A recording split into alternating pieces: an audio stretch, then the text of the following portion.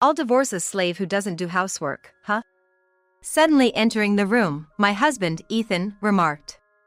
He was smirking and looked down on me, sat in a chair for a while. I'm already doing you a favor by putting up with you, useless. Hurry up and get dinner ready. Ethan was livid. To my horror, he even kicked my belly, which was in its 9th month of pregnancy.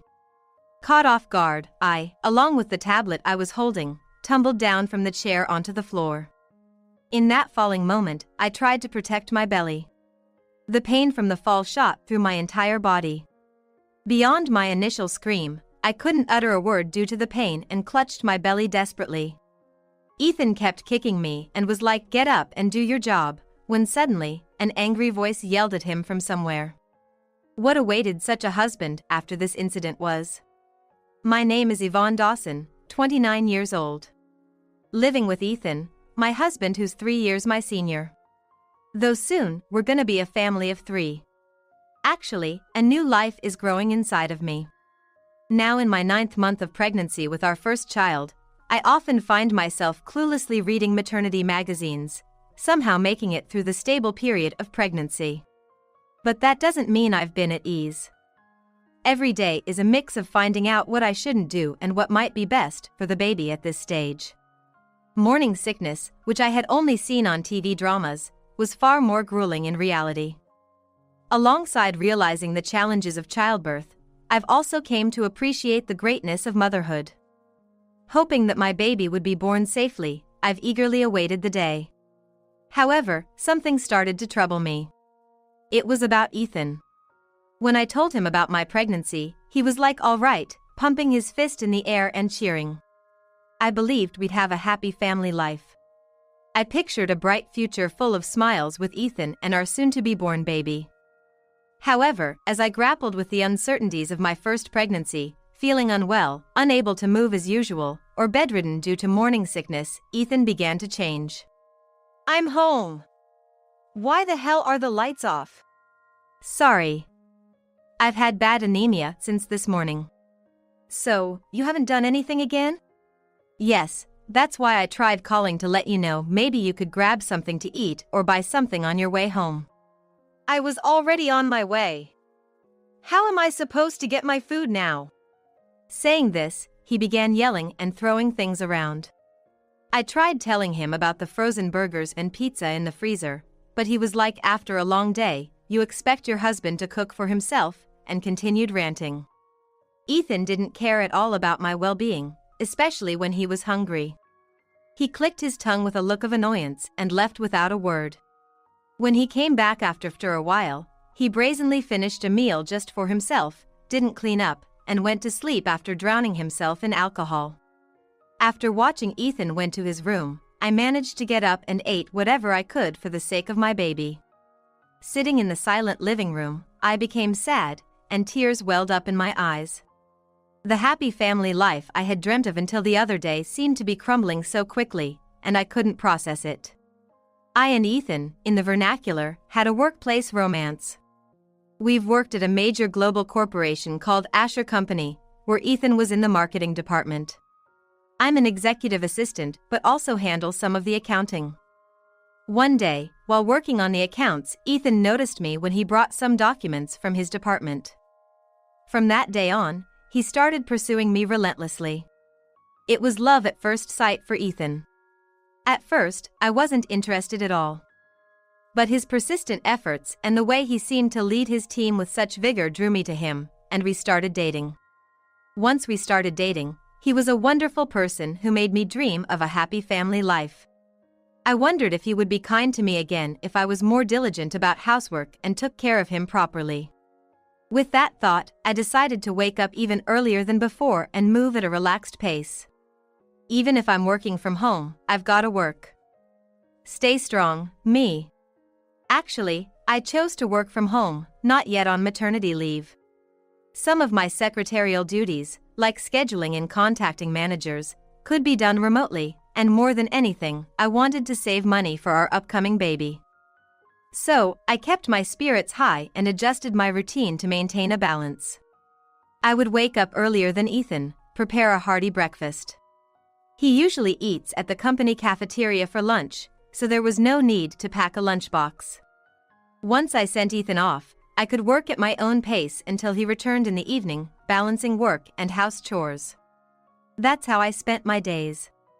However, Ethan's attitude towards me didn't change. In fact, it became colder day by day. One weekend, I was feeling unwell from the morning, and even though the alarm rang, I couldn't get up. Unfortunately, I overslept until Ethan's wake-up time. "Hey! Wake up! I told you I've got a golf outing with clients today. You expect me to leave without breakfast?" Oh right, he had mentioned it. I'm sorry. I just couldn't. Before I could say anything else, he was like, "You're useless," and kicked the bed hard in frustration. His loud voice and the jolt scared me, and without thinking, I said something I shouldn't have. I usually do it right, but today just happened to be. "What? You're getting defensive now? You're a homemaker, it's a given you should get it right every day." He raised his voice even more and started lashing out at the things around him. Sounds of objects colliding and breaking echoed throughout the room. "I'm so sorry. Please, stop it." Terrified, I plugged my ears and apologized. From then on, we barely spoke. When Ethan seemed upset, I kept my distance and would apologize if he said anything. Of course, I hadn't done anything wrong. Could I really give birth feeling this way? I thought about going back to my parents' house for the birth, but there's a chance that seeing the baby might make Ethan come around again. Just like when I told him about the pregnancy, he might be happy. I decided to hang on to that faint hope. A little while after Ethan left, I slowly got up and started cleaning up the things he had angrily thrown around and scattered on the floor. Among them was a picture frame containing a photo of us, taken back when we were dating. Only the glass surface of the frame was shattered, leaving it pitifully broken. It felt as if it was saying that things could never go back to the way they were, and tears began to stream down my face. Then, someone knocked on the front door. Checking the time, it was a bit past 10:30 a.m. Who could it be? Ethan wouldn't knock the door. Wiping my tears, I went to answer the door. "May I ask who's calling?" A kind and cheerful voice answered. "Yvonne? It's Jessica." Surprised by the unexpected visitor, I quickly opened the door. "Jessica." I must have looked terrible. On seeing me, Jessica was like, "Oh dear, what happened?" "You look pale," and reached out with her plump hand to comfort me. Tears streamed down my cheeks again. Jessica is the wife of the CEO of Asher Co., where Ethan and I work. We became close through my grandfather, and since Jessica doesn't have children of her own, she dotes on me as if I were her daughter. Before my pregnancy, I used to visit Jessica and learned flower arranging from her. Back in the day, Jessica used to be a flower arranging instructor, and since I love fresh flowers, she decided to teach me. This might be the first time Jessica visited me. I told Jessica everything that happened since Ethan changed. Seeing the state of the room, Jessica sensed that something was amiss. "Did you talk to someone about this?" "No, I believe it's an issue between the two of us. Maybe I'm the one to blame for not behaving the way Ethan wants. I've never had kids, so I can't pretend to know everything. But I can tell that treating you, who's carrying such a precious life, like that is wrong," she said, standing up for me. She was like, "If he acts like that at home, I bet he's no different at work."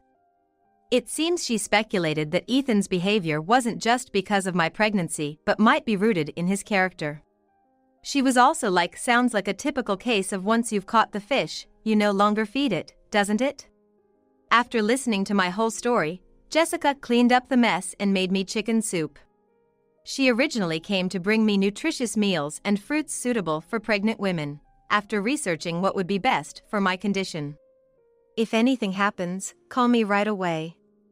Anytime. I'll rush over for you, Yvonne." "Thank you, Jessica." Jessica waved goodbye, looking back several times as she left. I felt relieved having talked to Jessica, and the food she brought gradually restored my strength. Then, on a day off, Ethan, who had been out drinking the night before, didn't wake up at his usual time. I managed to prepare our meals and decided to handle some tasks as I had received a call from my company. I didn't know how much time had passed. I had just finished an important meeting and was chatting with a colleague I hadn't seen in a while. Suddenly, the door burst open without a knock. Startled, I looked over to see Ethan glaring at me with furious eyes. "Who were you talking to while I was trying to rest? You seem to be enjoying yourself." "Cheating, huh? Must be nice." He approached me with big steps, saying, "You're pretty useless. I'll divorce a slave who doesn't do housework, huh?" He smirked and looked down at me, who was sitting. He seemed to have misunderstood that I was cheating over the phone. I was just working. I tried to clear the misunderstanding, but he was like, "Stop lying. I'm already doing you a favor by putting up with you. Now, get me some food." Ethan, in a fit of rage, said that. Shockingly, he kicked the leg of the chair I was sitting on with all his might. Caught off guard, I tumbled to the floor, along with the tablet I was holding. "I'm gonna fall." The moment I thought that, I protected my belly. But the pain from the fall resonated throughout my body. After my initial scream, Ethan kept kicking my belly, now 9 months pregnant, repeatedly, and was like, "You think you can mock me?" Desperately protecting my belly, I was like, "Stop," squeeze out my thoughts that couldn't be voiced. Suddenly, a loud voice rang out towards Ethan. "What the hell are you doing to Yvonne?" The voice was coming from the tablet that had fallen with me. The tablet had propped up against the leg of a table and was showing my situation to someone remotely connected. Ethan, unaware of the situation, stopped his kicking at the sound of that deep, angry voice. Why's the voice so loud for a phone call? Ethan thought I had dropped a phone, but he was taken aback when he bent down to check. He was met with a fierce gaze from the screen. The pain became unbearable, and I mustered up enough strength to speak. "Please, call an ambulance." Feeling pain like I never had before, I felt like I might lose consciousness any moment, but I managed to get those words out. "First a drama, now you're pretending to be ill?" Ethan scoffed at my plea, as if it meant nothing. But from the tablet, another voice boomed. "You fool! You think her agonizing cry is her faking it? Call an ambulance now." "Who's been yelling this whole time? Who are you?" Ethan was ready to berate the person on the screen, but turned pale when he saw who it was. "I'll call the ambulance." "Mr. Waller." On the screen were the familiar face of the CEO from Wall Street Co., Mr. Waller, and an older man unknown to Ethan. "Ethan, I heard everything. How foolish can you be? Do you even consider yourself a human? It's just some rough play, you know. Isn't it?" Ethan's pathetic excuse was met with another shout from the older man. "You monster! Who the hell kicks a pregnant woman's belly multiple times, and especially my precious granddaughter, Yvonne? Who are you, man?" The one to calm down the furious Ethan was Mr. Waller, the CEO of Wall Street Company. "Ethan, don't you recognize the chairman of our company, Mr. Samuel Asher? And you didn't know that Yvonne is his granddaughter?" Those words were hard to believe for Ethan. And for good reason. Ethan had no idea that I, Yvonne, was the granddaughter of the chairman of Asher Company, Samuel Asher. The reason being that my father had chased his dream since his student days and didn't take over my grandfather's business. Moreover, after Samuel became the chairman, he rarely showed his face at the company. So, he was somewhat of an enigma. The company names is Asher, so probably Ethan didn't connect my original name, Yvonne Ashfield. However, I wasn't planning on keeping it a secret forever. I wanted Ethan to meet my grandfather, and Ethan had even said he was gonna greet him. I was planning to introduce them as a kind of surprise when they met.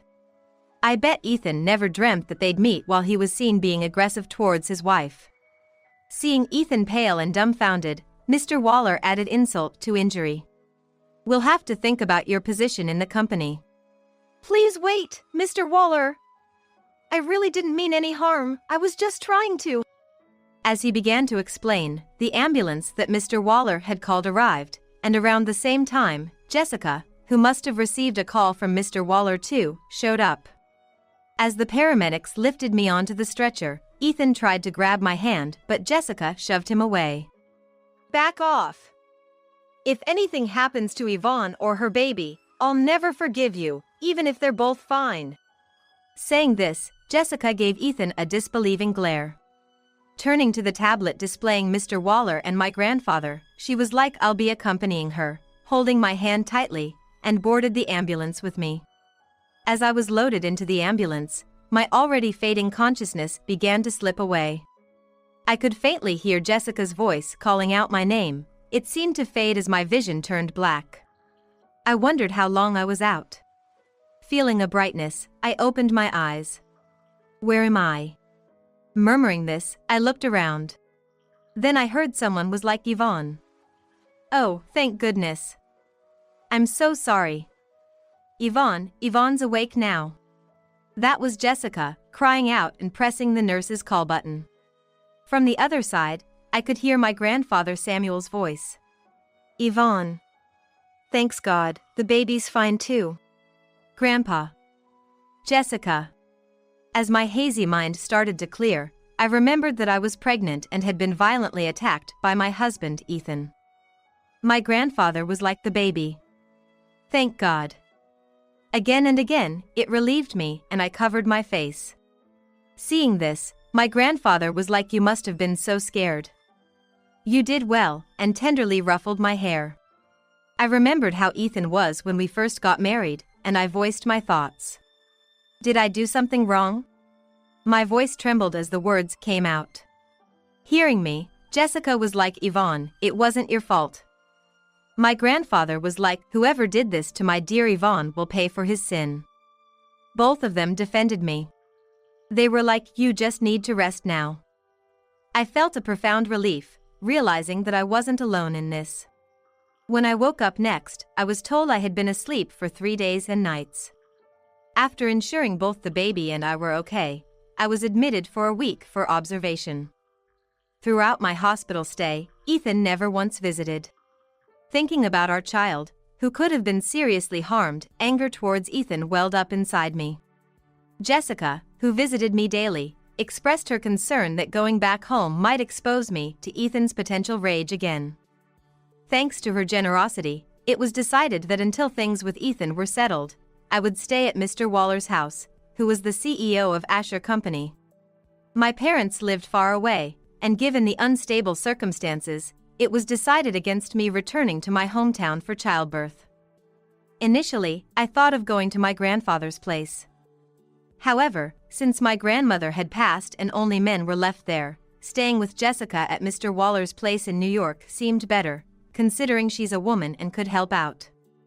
Plus, it would be more convenient if any action needed to be taken against Ethan.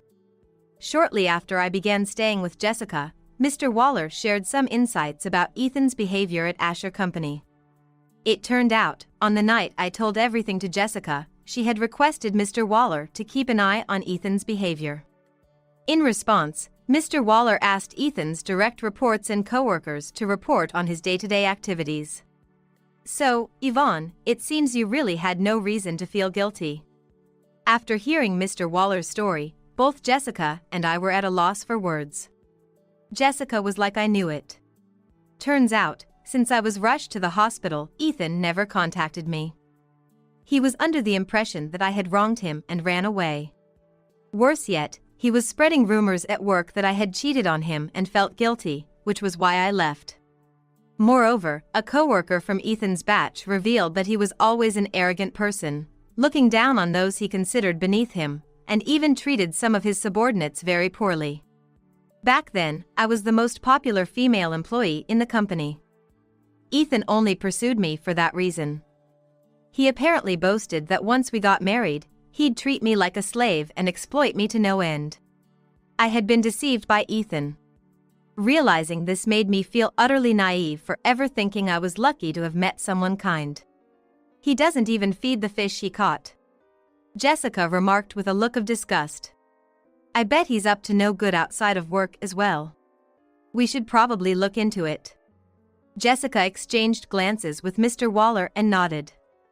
She was like, wait here, giving me a reassuring pat on the shoulder, before heading deeper into the room. She returned in less than 5 minutes, handing me a business card. This person's willing to really listen to you, so you might want to consult with them. When I looked at the card, I realized it belonged to an attorney. It turned out that my grandfather, knowing this attorney was a top-notch professional, had entrusted it to Jessica to pass on to me. My grandfather was currently occupied with some long-standing international business partners who were visiting him, so he had left me in Jessica's care. The chairman was really concerned about you. He told me he wishes he could be by your side during this time, but he wants you to stay strong and do your best. I see. Just like grandfather. I whispered to myself in my heart. Growing up, I'd always seen my grandfather as someone who prioritized work and business associates over family matters. He was very strict in that regard. I was Grandpa's favorite, so I've been watching my grandfather since I was little. Although he always seemed stern in his work and even came off as cold when I was a student, I knew the love he'd shown me when I was little, so I always adored my grandfather. With the encouragement from someone as dear to me as my grandfather, I decided it was time to face Ethan head-on and figure out the direction of my life. And when I had the attorney look into various things, the revelations just kept coming. It turned out that Ethan was an unbelievable person. Firstly, he had framed me as the unfaithful wife who had run off, but investigations revealed he had relationships with multiple women, including a receptionist at Asher Company. Upon Mr. Waller conducting an internal investigation at Asher Company, suspicions arose that Ethan was embezzling company money, trying to pin the blame on me, who also worked in accounting. Soon after, my cell phone rang. Of course, it was Ethan. "What the hell is going on?" he shouted, the anger evident in his voice. I no longer found him intimidating. Responding in a calm yet cold manner. "Should I assume you've received the certified mail I sent? Why are you talking so formal and distant? Oh, haven't you read it? I can't forgive what you did to my unborn child. At the same time, I truly hope to become strangers with you, that's why I sent that." "What? You're the one who cheated and just disappeared on me." Ethan's yelling hurt my ears. "Do you only have a brain to shout? I can hear you without you raising your voice. Satisfied now? Accusing me of something I didn't do while you've been having fun cheating with multiple people." With a hint of sarcasm, I make it clear I know everything. He was like, "Hang on. How do you know all this?" getting into a panic. But I continued without hesitation. "You really haven't read it, have you? I had investigated everything. We have more than enough evidence. And also, I was like, the mail I sent was about my personal claim for damages, but for your misdeeds at Asher Co., their legal counsel will be in touch. Brace yourself." Upon hearing this, Ethan must have turned pale as a ghost, sweating profusely. In a rush, he started going through the mail I had sent. The rustling sound of papers was evident.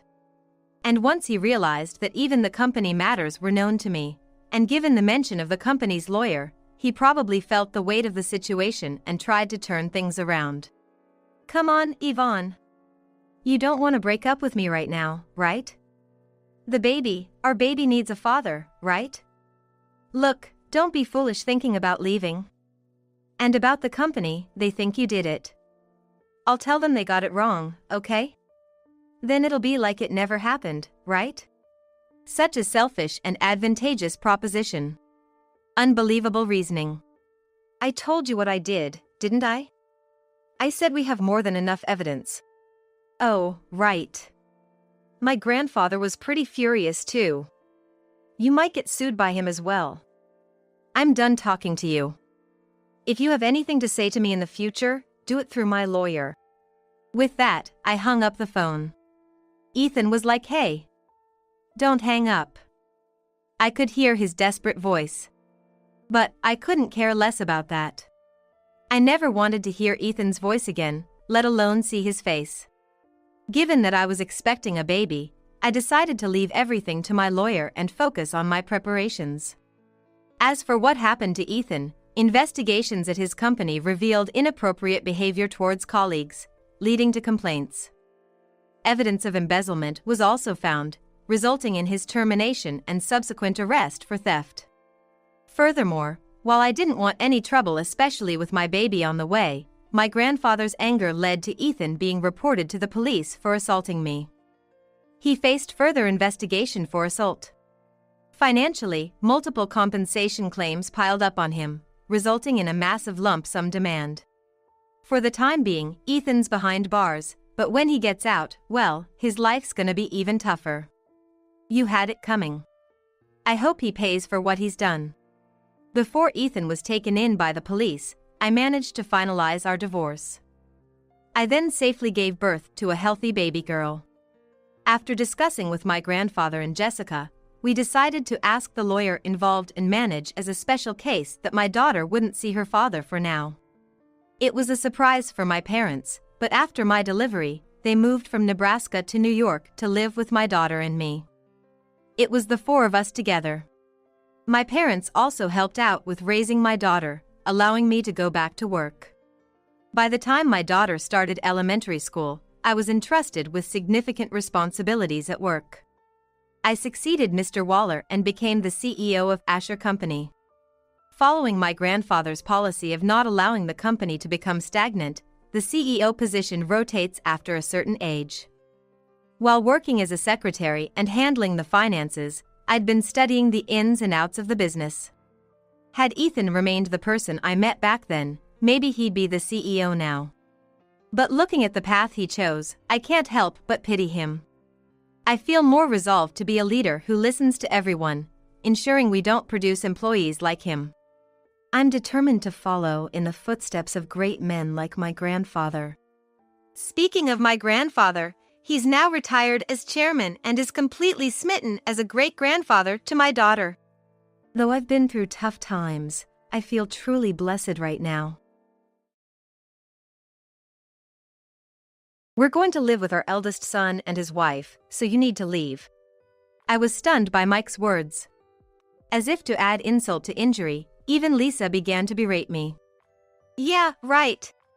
Get out because you're in the way. You freaking freeloader. I was left speechless. What's with these people? Don't they know their place? They better watch out. That's all I could think of in the moment. Oh, I get it. My feelings were one-sided. Mike doesn't care about me at all. That's why he can say such things to me without flinching. Why did I even put up with this? I should have just divorced him without a second thought. Then I wouldn't have had to feel this miserable. Oh, I can't take it anymore. By any means necessary, I'll make sure they understand where I stand. With that resolve, I found myself letting out a forced laugh. My name is Jennifer Wilson. I'm a 52-year-old working as a full-time employee at a certain food manufacturing company. Being a full-timer at this age, some people mistakenly think I'm single. But I'm not. I married Mike in my 20s and soon after, we had our son, Daniel. Now, Daniel is all grown up and even married. So now, it's just Mike, his mother Martha, and me living happily together. But that's not to say we don't have our issues. Martha is old and her legs aren't what they used to be. I often find myself having to help her. But Mike just turns a blind eye. She's your mother, isn't she? Don't you think you should help her out? When I asked him this, Mike just looked the other way. I wish he'd care more about his family. I've been feeling this way more and more recently. Mike is a graphic designer. He's independent now, but he used to work in the creative department of an ad agency. I met Mike when he was still with the agency. Is there anything you'd like to discuss? Mike, who had come to my company for work, asked me that. There's a little thing here. Oh, sorry, I shouldn't be butting in since I'm not an expert. No, ads aren't just for professionals. Your input is valuable. Mike kindly reassured me. He seemed like such a gentle person. That was my impression of him back then. Later, as we communicated through work, Mike asked me out. Of course, I accepted, and eventually, we got married. But about 10 years into our marriage, Mike said, "I'm thinking of quitting my job and going solo." "You think you can make it on your own?" Even after getting married, I continued working. So, we've had a comfortable life. But by this time, our son Daniel, born shortly after our marriage, was in upper elementary school. Things are fine now, but soon we'll have to spend more on things like tutoring. Besides, I'm worried that Mike or I might not be able to work anymore. With these thoughts, I couldn't understand why Mike would want to give up his current stability. That's why I responded the way I did. "I'll get work from my current company. Plus, you're doing a side job." "Huh? A side job? You used to go to the office, but now you're working from home, right?" Actually, I switched to remote work after our marriage. Of course, to spend more time at home and not neglect the household chores. There was an opening in managing the company's online store, which worked out well for me. Yet, Mike seemed to think I had quit my job and was just doing some sort of side job. "It's not a side job, I just switched to working from home. Don't put on airs. Even a side job is a respectable job." I tried to explain several times, but Mike wouldn't listen. The discussion ended with Mike's misunderstanding. In the end, we discussed several times, but Mike never changed his opinion. Eventually, Mike quit his job and went independent. I was filled with anxiety. But contrary to my worries, his work seemed to be going well. He looked healthier and, above all, more relaxed. Things seemed to be going well. "Yeah, folks from my previous job are giving me work, and I can spend time with Daniel on my days off. It's fantastic." That's all good news. I felt relieved. But a few years later, another issue arose. I brought it up to Mike. "What? You want to put my mom in a nursing home? Your mother said she wants to because she's getting weaker." "What do you mean?" I struggled to respond to Mike's confrontational tone. Of course, I'd love to take care of Martha. But with household chores and work, it's not that simple. Daniel is also in middle school now, soon preparing for high school. It's a critical time for him in many ways, so I can't just focus on Martha. I explained all of this to Mike. However, he began to grumble. "You gonna abandon my mom?" "It's not like that, but Martha said dash." "It's exactly like that. If it's that tough, just quit your side job." I was at a loss for words. Right now, my salary is the main support for our household. Mike contributes too, but it's just a small portion. So, if I quit, we won't be able to sustain our lives. However, telling this truth to Mike seemed impossible. His pride is too high. If he knew I earned more, he'd probably sulk or maybe even leave. Then, I wouldn't be able to support Daniel and Martha by myself. That's why I couldn't say anything. Ultimately, our discussion ended without a resolution. On another note, even if we didn't put Martha in a care facility, it didn't mean more workload for me. Yes, Martha's getting weaker. Yet, she can manage most things on her own, and I seldom need to assist her. She can even cook if she's sitting. Having Martha at home to help with the chores was actually more convenient for me. Time flew, and soon Daniel went to college. And left the house. My load lightened, and gradually, I had more time to spend with Martha. Then, one weekend, Martha asked me to go shopping with her. So, I asked Mike to drive. "Hey, can you drive me? I'm gonna go shopping with Martha." "Sorry, I've got work today." Looking over, Mike was wearing a suit. But something seemed off. "Hey, what's up with that suit?" "Oh, I bought it. It was a bit pricey, but I figured I'm a CEO now and should dress the part." Mike responded like that. I understood where he was coming from. But Mike started his company a long time ago. It feels a bit out of the blue now. I recalled an article I read online once that said a sudden change in clothing might indicate someone's having an affair. But I had no proof. Reluctantly, I saw Mike off.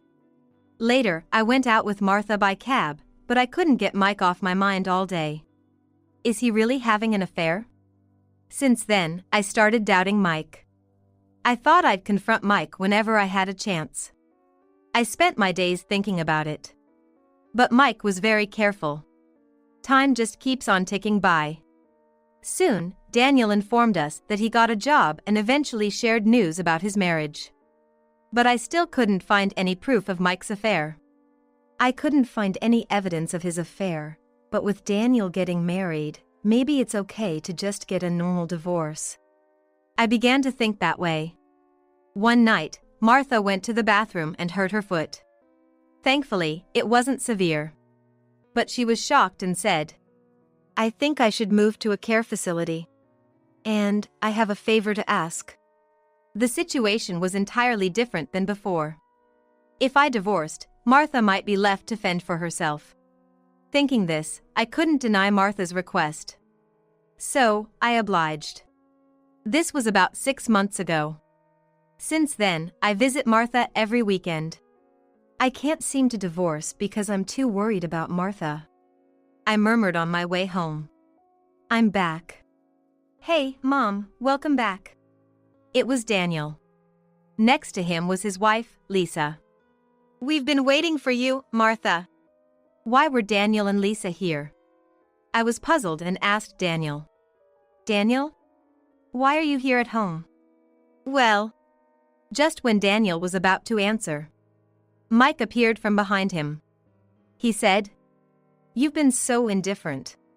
I thought of divorcing you, that's why I called them here." What do you mean? It's about my mom. You've abandoned your duties as a wife. Mike shouted. I was taken aback. I tried to help Martha, but before I could finish, Mike cut me off. Don't make excuses. From today, I'm gonna live with my eldest son and his wife. You should leave. I was stunned at Mike's words. To make things worse, Lisa began to scold me. That's right, just leave. You're such a leech. I was speechless. In my mind, I thought, they should know their place. Better brace yourself. In the spur of the moment, those were the only words that came to mind. So, all this while, my feelings were one-sided.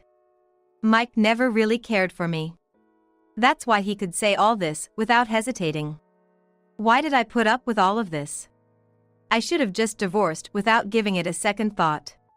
I wouldn't have felt this miserable. Oh man, I'm done for. No matter what, I have to make my position clear. The moment I made up my mind, a sarcastic laugh escaped my lips. Fine, I'll leave, I said as I walked past the three of them. I headed straight to my room. All I needed were some clothes and my work laptop. I also grabbed my bank book and a few valuables. I stuffed them into a travel bag. Are you really gonna divorce? Yeah, of course. I swiftly grabbed my bag.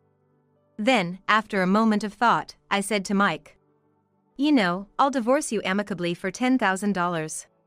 If you don't want that, I can get a lawyer and make it messy. It feels a bit cheap, considering the emotional damage he's done. But right now, I don't have the energy to fight with Mike. That's why I purposefully offered terms favorable to him. Why should I pay you anything? Because you've pushed me to the edge mentally. But still." I stared hard at Mike as he started to speak. Then, with a smirk, I told him, "So, should we involve lawyers? If you've been cheating, $10,000 won't cut it." What? At least $30,000. If you've got nothing to hide, that should be okay, right? Given Mike's nature, I knew he'd opt for the former. In a way, it was a risky gamble.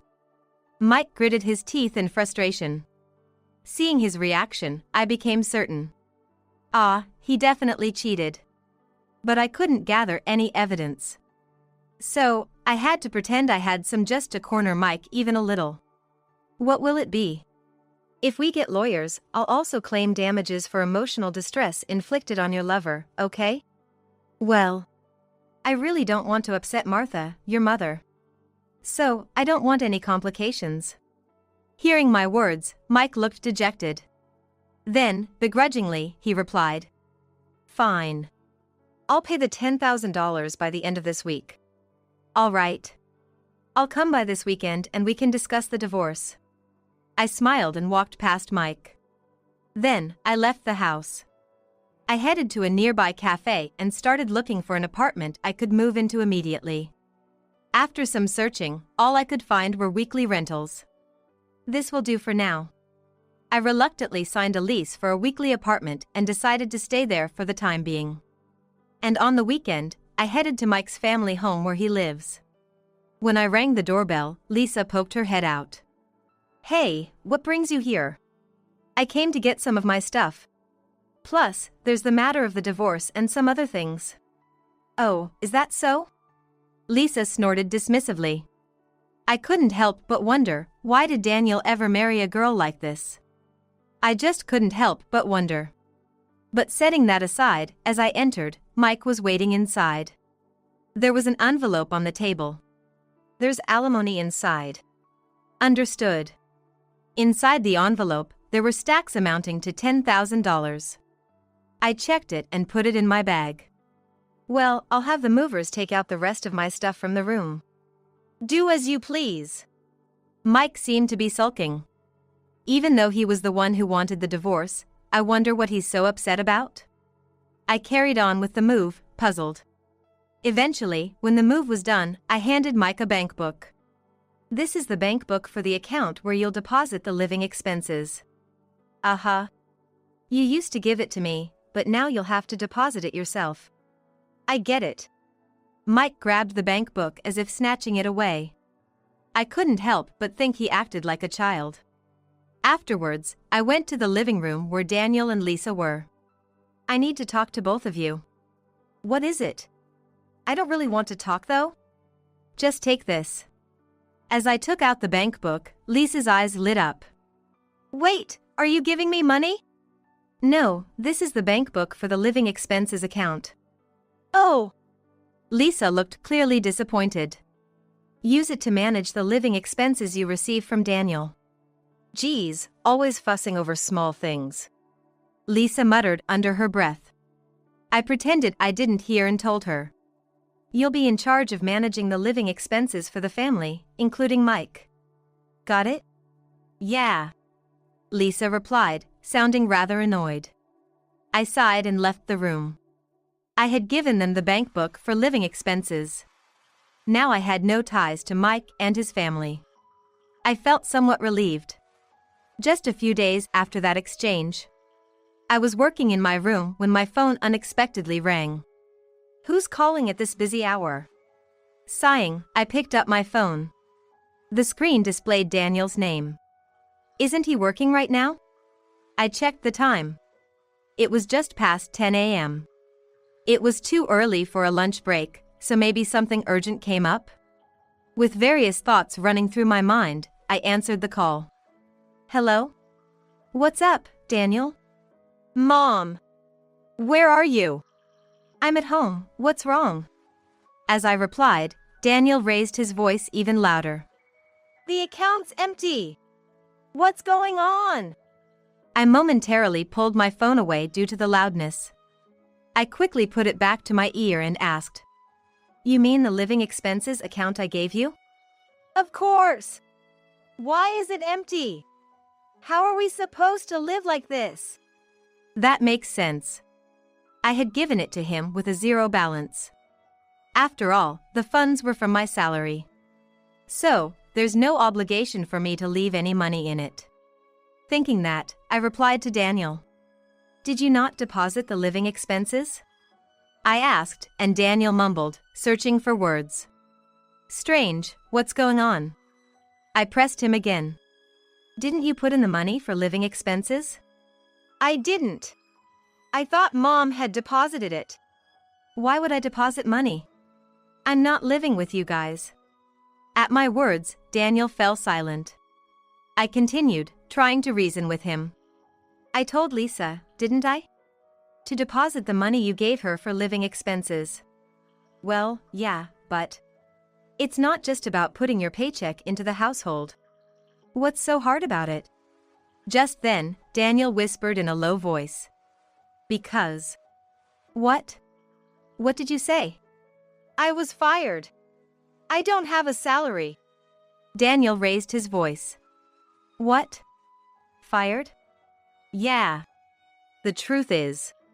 Daniel began explaining why he moved back to his family home. A little while before Daniel moved back, he had made a major mistake at work. A single mistake wouldn't normally get someone fired. But Daniel tried to pin the blame on one of his subordinates. If the mistake came to light, he wouldn't get promoted. Being demoted would be embarrassing. It seemed he blamed someone else out of self-preservation.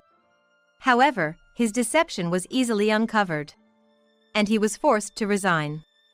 Don't you have a severance package? Or unemployment benefits? It's all gone. I've spent everything. After quitting, he seemed to have been living off his savings. He had unemployment benefits, so life was easier than he had anticipated. He should have looked for a new job during that time. But Daniel did nothing, thinking he'd easily find another job due to his skills. He wasted time hanging out with Lisa. By the time he began job hunting, no one would hire him. It was then that Mike offered to let him move in. I came thinking I'd live off Dad's money, but Dad keeps saying he's broke. That's unfortunate. Listen, Mom, could you just transfer some money to my account? Just for this month? Daniel pleaded with me. I told him. You can't trick me with that. It's not a joke. I'm serious. A joke? No, it's payback. You guys kicked me out, didn't you? At that, Daniel was momentarily speechless. But he quickly retorted. It was Lisa and Dad who did that. I had nothing to do with it. By not stopping them, you're just as guilty. Reflect on that with the two of them. Goodbye. I hung up the phone. I blocked incoming calls from them. That should teach them a lesson. I chuckled, waiting for a call from the other two. However, I never got a call from Lisa. It's been about a month since Mike and I divorced. I think Mike's gonna call soon. I checked the calendar. Today was the end of the month. If all went well, Mike should call today. As I pondered this, I received a text on my phone. It's here! The text was an invitation from Mike. Luckily, it was a Sunday and I was off work. I headed to the rendezvous point, excitedly. I have a hunch about what Mike's been talking about. The real issue is how Mike will react when he finds out the truth. As I entered the meetup spot, a cafe, Mike was already there. Sorry for the wait. With a warm smile, I took the seat opposite Mike. I noticed Lisa sitting next to Mike. I stared hard at Lisa, which clearly made her uncomfortable, prompting her to speak up. Stop staring at me like that. Oh, I apologize. So, why are you here? It's a big deal for our family's finances. Lisa frowned. It looked like she was pretty pissed. If it weren't for that, I wouldn't have the motivation to get back at her. I murmured to myself. Soon, when I glanced at Mike, he hesitated a bit before speaking. Hey, I got a call from the real estate agent. You know anything about it? Real estate agent? What could it be? As I tilted my head, Lisa looked even more irritated. Pointing at me, Lisa said, You know something, don't you? Just admit it. Well, even if you say so. I pretended to be confused. Mike then leaned in slightly. The agent was going on about the rent. But we own our house. Right. So, I told them they got it wrong, but then they threatened to sue me. Mike tapped the table with his fingers. He seemed quite agitated, so I decided to come clean. Did you make sure to deposit the living expenses? Huh? Yeah, I did. You're lying. If you had, this wouldn't have happened. Hearing that, Mike flinched. With a smile, I explained the real deal. The rent they're talking about is for Martha's house. It should have been deducted from the bank book I gave you. Wait. We own our house. we shouldn't have to pay any rent. Well, Martha sold the house. So now, it's no longer yours. Both Mike and Lisa looked confused by my words. So, I decided to explain it all from the beginning. Some time ago, when Martha decided to go to a nursing home, there was one major issue. Her monthly pension would cover the regular costs, but she couldn't afford the initial fees. So, I suggested a leaseback to Martha. With a leaseback, she wouldn't have to move and would get a lump sum. But, she would need to pay rent. That's why I used the $500 you put in the house for the rent. What about the living expenses then? I was covering all of it. By the way, it's $2,000 a month. Mike and Lisa were shocked. If you'd kept paying the living expenses, it would have been deducted as rent, and that would have been the end of it. But if you understand, make sure to deposit it promptly. And keep doing so. Seeing me smile, Mike started to panic. Something seemed off, and eventually, Mike confessed. Actually, my company went under. What? Why? Well, the thing is. Mike struggled to find his words. Then, Lisa, looking quite angry, pointed at Mike. It's because he cheated and was splurging on another woman. That's why the company went bankrupt. According to Lisa, Mike was using company funds to lavish gifts on his mistress. This eventually led to the company's bankruptcy. But he couldn't admit this to me. So, they hoped Daniel's income would help and called Daniel and his wife to stay at their family home. It's all your fault. It's not like that. I didn't. What do you mean it's Jennifer's fault? Stop blaming others. Both you and your son. Lisa's anger exploded. Eventually, they started arguing, so I quietly left the cafe. After that, both Mike and Daniel looked for new jobs. But it wasn't easy. As the deadline to pay the rent approached, they had no choice but to work part-time at a convenience store. However, Daniel couldn't stand being bossed around by younger students and quit soon after. Meanwhile, Mike, being teased for being in his 50s, stopped showing up for work. In the end, they both borrowed money from some shady lenders and were forced to work on a fishing boat to repay the debt. I heard they're up north catching crabs now. Lisa quickly gave up on the two of them. She left the house and initially returned to her parents' home. However, debt collectors came there too, and now she's apparently working hard in a bar. As for me, I'm enjoying living alone. I visit Martha from time to time and lead a fulfilling life. Martha often asks if I'm going to remarry, but I'm not in the mood right now. However, there's one staff member at the nursing home that has caught my eye. Martha seems to have noticed this, but I hope she just observes for a little while longer. With a rustling sound, I threw away the birthday present Bob had given to our daughter, Catherine, into the trash can. What are you doing? Say sorry now. With a fierce look, my mother-in-law, looking like something out of a horror movie, glared at me. Did you see the content of the card? As she looked at the card, she began to tremble. Admittedly, discarding a gift from a loving father into the trash without handing it over to Catherine was wrong. However, after seeing the content of the card, there was no way I could happily give it to Catherine. Catherine is only 4 years old.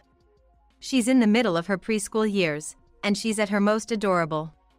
Everyone, including Bob, both our parents, and all our relatives, are totally smitten by her. She has received so many gifts, and I'm truly grateful for them. For some reason, Bob bought a separate gift and kept it a secret, not even telling me what it was. I was excited to see what was inside, not just for Catherine but for me as well. But now, the nature of the gift didn't matter anymore. I am Mary Johnson. I met Bob at a friend's wedding reception. When everyone was slightly tipsy, we played a bingo game. Both of us called bingo at the same time, and that's how we met. There was only one sling bag as a prize for the bingo, which he really liked. I gave it to him, and we agreed to meet another day so he could buy me a different one. That's how our relationship started and quickly led to marriage. It seemed very fast, but Bob was 30 and I was 32. Our ideal was to have 3 kids, so we thought the sooner, the better. Both my parents passed away early, so I was the only one from my side during our family's first meeting. As soon as I started my greeting, my mother-in-law said, "Oh, you came alone? Don't tell me you're one of those with an unknown background?" That was way out of line. She doesn't even know about my family background. There are things one should and shouldn't say. My mother passed away when I was in high school. I wanted to get along with Bob's mother just like I would with my own mother, but she immediately put me off. Bob told her, a bit angrily, Mary's parents just passed away early. But her sarcastic comments didn't stop. "Aren't you older than Bob? Can you even give birth to a healthy baby?" It was clear she had serious reservations about me marrying her son. Bob and his father tried to reason with her, but she wasn't the type to back down. "Joe, Bob. She might be a nice woman, but I don't think she's right for Bob. He could find someone younger and prettier, someone just perfect for him. Not some late bloomer with an unclear background." The more she spoke, the worse it got. I pretended to check my phone and made up an excuse that work was calling, so I left. Later that night, Bob called. He apologized for his mother's behavior. Both Bob and his father promised that this wouldn't happen again. Deep down, I thought I could never be happy if she didn't accept me. But if Bob and his father acted as a buffer, maybe things would work out. I accepted Bob's apology. Finally, we got married. It was a small but beautiful ceremony. All of Bob's relatives were very welcoming, and I felt grateful for the experience. Even my mother-in-law was very kind and thoughtful that day. I thought, this must be the real her. We can get along. After our wedding, things felt more optimistic, and we went on our honeymoon to Hawaii. When we returned, we immediately visited his parents with souvenirs. "Thank you for your support during our wedding. Here are some souvenirs from our honeymoon. They're not much, but please enjoy." I gently placed a box of cookies and a bottle of wine on the table. Famous Hawaiian cookies and wine which I thought his father would like. "If it's not much, then maybe you should take it back. Usually, when you give souvenirs to parents, you'd give something more thoughtful, you know?" I was taken aback by my mother-in-law's cold words. My father-in-law seemed equally shocked, his eyes wide. Snapping back, he chided, "Hey you. When Sarah went to Hawaii, she brought me a designer bag and cosmetics. Of course, for you too, right? And she even gave Bob some nice clothes. Remember?" Sarah is Bob's childhood friend, a lovely woman 5 years younger than him. Even though she's not a relative, she attended our family gatherings and wedding, which made me think they must have been close. Bob, with a grin, chimed in, "Yeah, Sarah did go all out. She gave me clothes and a wallet. I'm still using that wallet." Seeing Bob enthusiastically join his mother's narrative made me feel alone, as if no one was on my side. "Sarah is so thoughtful. I've been using her gifts for years, and you too, right, Bob? Every time I use them, I think about how wonderful she is." Indeed, Bob's wallet did seem well worn. I had thought of getting him a new one for his birthday this year. Enough about Sarah. Can you tell us about your honeymoon? I'm more interested in that, my father-in-law interjected, noticing my somber expression. I gave him a thankful glance. I gave my father-in-law a knowing glance, conveying my gratitude. After that, there were occasional snide remarks, but aside from that, we were able to spend our time harmoniously. I think it was all thanks to my father-in-law. From then on, my mother-in-law would call at least once a week, asking about Bob, if there was a grandchild on the way, and talking about Sarah. It was mentally draining for me. Especially the questions about having a child. Bob and I had been trying to have kids, and we even visited a local gynecologist to improve our chances. It turned out that due to Bob's health, it might be challenging to conceive. We were discussing potential fertility treatments. Fertility treatments are physically and financially draining, and I worried about managing it with my full-time job. My mother-in-law's pressure, combined with having no close family for support, felt overwhelming. In the midst of all this, Sarah paid a visit. I hadn't thought highly of her, given how my mother-in-law and Bob always sang her praises.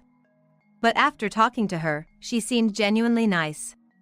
Don't worry about it. Bob isn't the type to be bothered even if he doesn't have kids. And I'll make sure things are smooth on my end with you, his mom.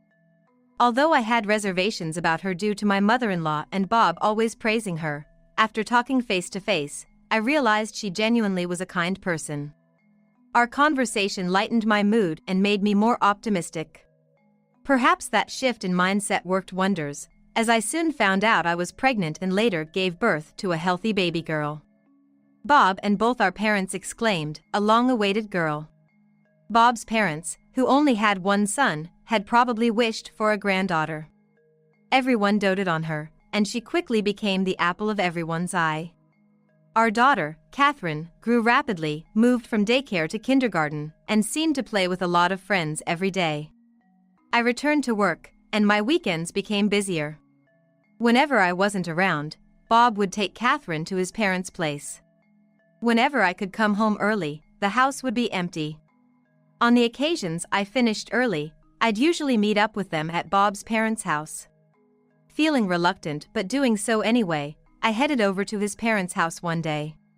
"Mary, it's good to see you. It must have been a long trip.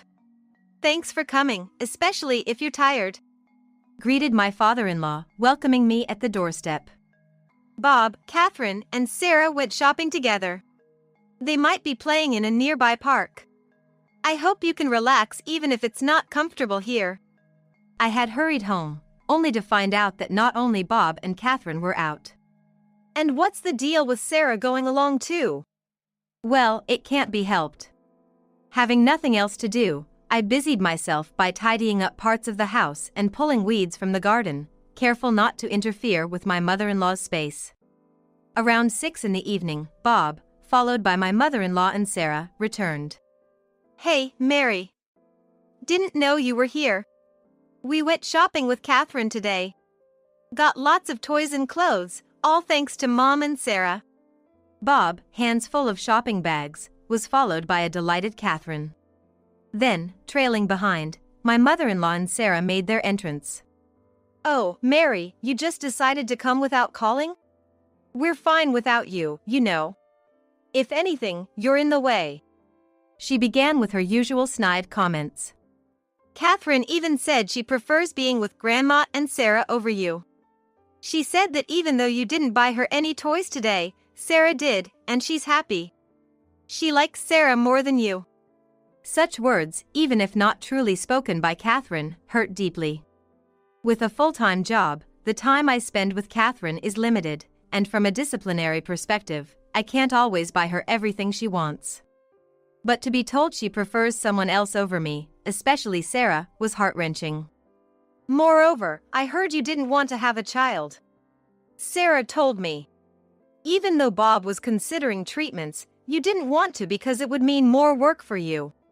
You returned to work, so you probably don't want any more kids." Sarah was lamenting how a cute child could have been born. I was shocked beyond belief.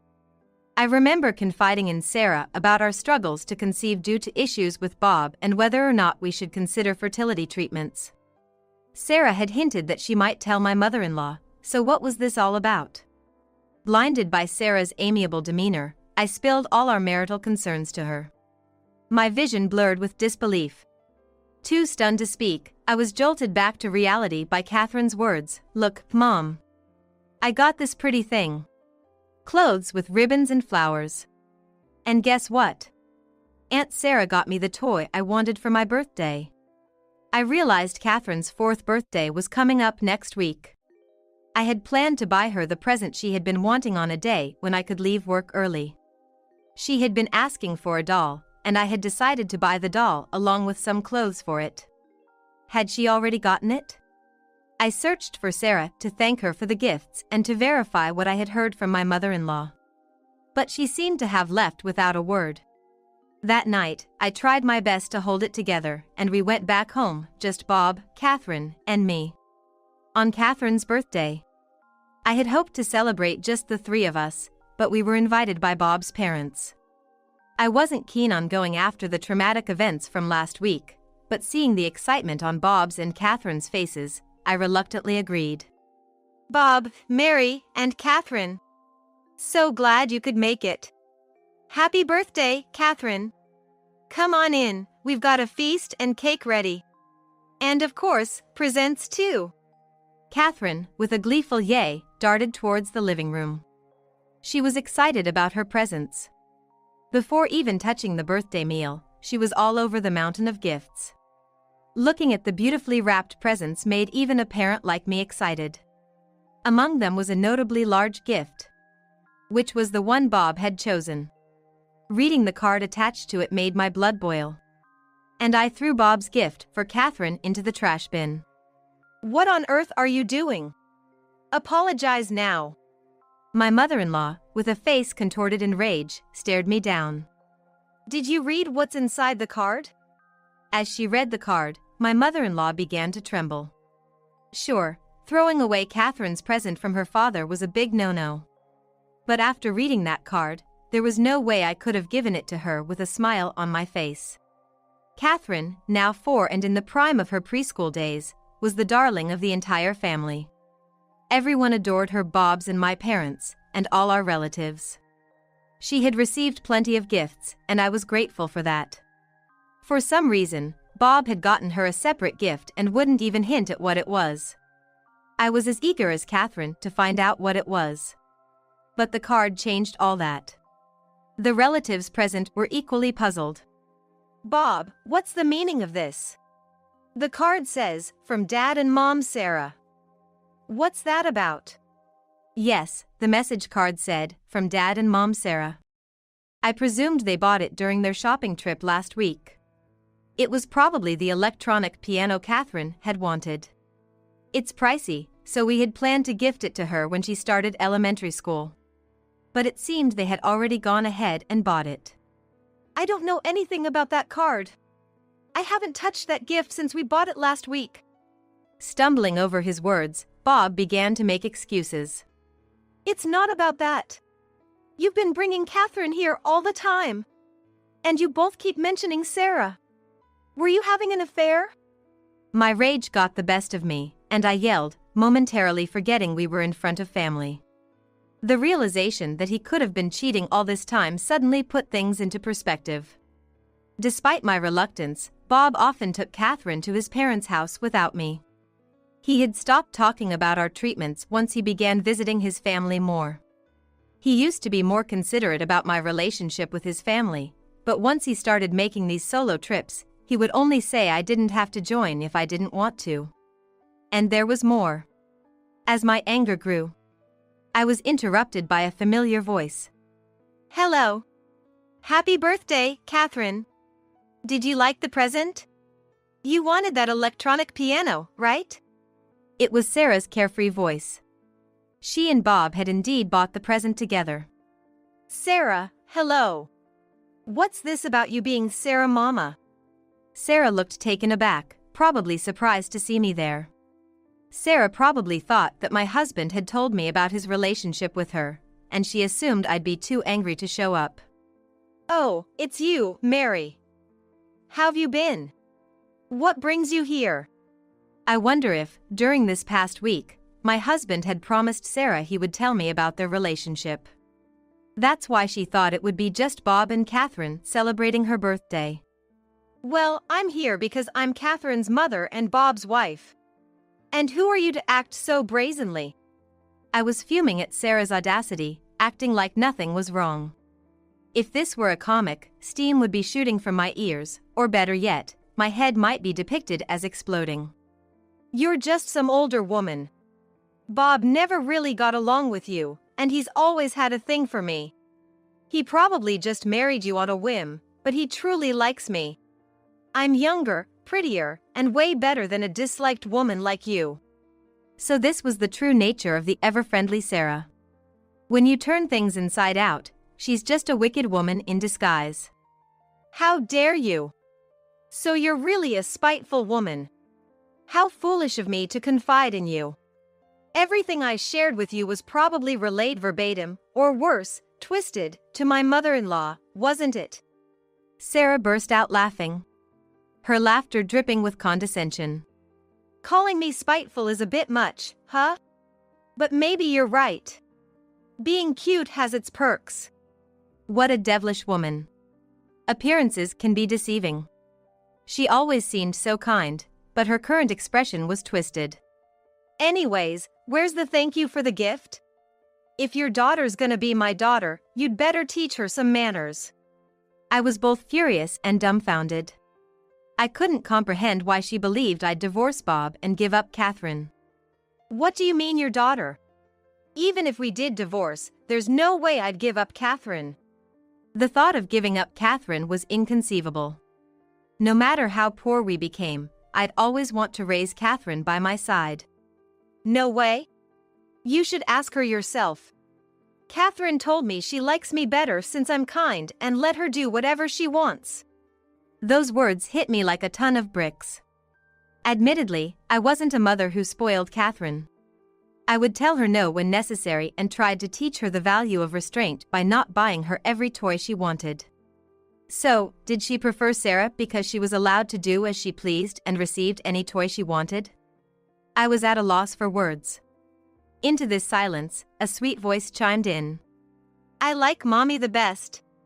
Sarah, you just like Daddy, right? You never hug me and comfort me like Mommy does. You only hold hands with Daddy. Catherine's words were so precious that I hugged her tightly, tears streaming down my face. Children can see things more clearly than adults realize. I was overjoyed to know that Catherine recognized and valued the love I showed her. My absolute favorite is Mommy. And Grandpa. Grandma shouldn't say mean things to Mommy. And I don't like Daddy or Sarah. Even when we go out, they just talk to each other and never play with me. Kids are brutally honest. Catherine must have sensed Bob's infidelity. I was furious not only about the affair but also about how it made Catherine feel. Bob, what the heck? You've been cheating on me with Sarah. It's infuriating enough that you cheated, but to do it in front of Catherine is even worse. I'll just come out and say it before you do. Let's get a divorce. My vision blurred red with rage, but I tried to speak calmly. Bob glanced around, as if searching for an ally among our relatives. Wait, Bob, what's going on? You and Sarah were having an affair? And Sarah, didn't you say Mary was a terrible mother? That she was always harsh on Catherine, almost bordering on abuse? I looked at my mother-in-law in shock. Did she truly believe I was abusing Catherine? Sarah looked alarmed. Bob was frantically looking around for help. Bob, I've long thought you should have married Sarah. We could have had many more grandchildren by now. And didn't Sarah say you weren't getting along with Mary? Living in that cluttered house without much housework done, I felt sorry for you. I was so taken aback, I couldn't speak. The two of them had deceived my mother-in-law as well. It wasn't surprising that she was confused since they had involved her without my knowledge. Listening to Catherine, it doesn't seem like Mary is neglecting her duties as a mother.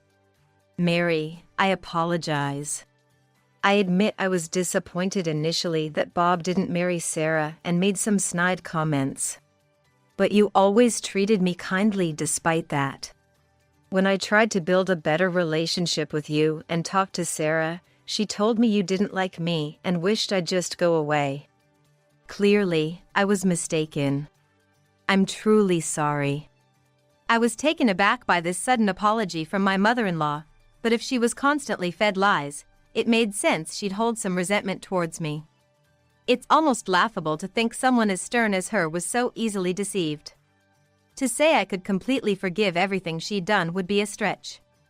But judging from her tone and expression, it seemed she genuinely regretted her actions. So, I reluctantly accepted her apology, understanding she too had been manipulated by Sarah. Understood. I'll let it slide. But if anything like this happens again, I'll cut ties with you for good. That said, I'm definitely severing ties with Bob. In this mess, My mother-in-law and I were kindred spirits, both deceived by Bob and Sarah. Bob, what have you done? You're the worst. Don't ever step foot in this house again. The same goes for you, Sarah. Mary, I'm so sorry. Can you ever forgive us? Even my father-in-law apologized to me. Sir, ma'am, please don't say such things. If I had many children with Bob, they'd be your grandchildren, right? Bob is your only child and heir to this family. If you disown him now, you might regret it later. Please, think it over. Despite ruining everything, Sarah was audacious. Still speaking up confidently to my father-in-law. I couldn't fathom how she could be so bold. Sarah, how do you know we only have one child? It seems you hardly listened when I confided in you. Bob has a fertility issue which made it challenging for us to conceive. We miraculously had Catherine, but for siblings, we would need fertility treatments. While it was a private matter, I couldn't keep silent anymore. For so long, both in-laws had made many remarks about us having only one child. Bob probably blamed me for our inability to have more children, leading him to lie to Sarah, saying any woman other than me would easily have his child. This was the first time I saw Sarah's face pale. That's a lie. Bob said it was your fault you couldn't have kids. Stop trying to save face. I plan to have lots of kids. She was desperate. She must have thought she'd oust the wretched me, become the heroine, and settle into the family. With no allies and having been deceived by Bob about his fertility issue, she probably didn't anticipate this turn of events. Sarah, you liar. How much of what you said was true? You seduced my Bob, such a wicked woman.